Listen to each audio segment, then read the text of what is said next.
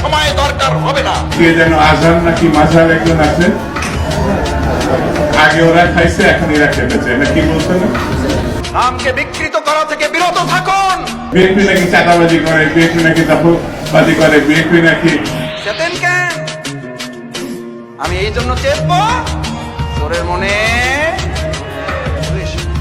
ইসলামপন্থী আলেমগণ যখন চাঁদাবাদের বিরুদ্ধে কথা বলে, একদল খাইছে আর একদল রেডি হয়ে গেছে, তখন ওই কপাল পরা জামাওয়ালার মতো লোকেরা চট করে দিতে চান। মনে রাখবেন, খলিফার কাজ ভেঙে ছুড়ে তছনছ করে নতুন একটা বাংলাদেশ বিনির্মাণ আমরা করবই।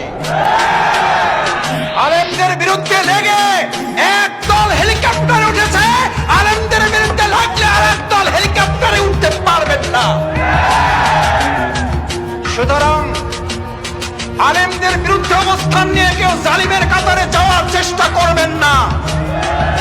পরিণতি কারো ভালো হবে না। সে যদি শফিকুল ইসলাম মাসুদ হয়,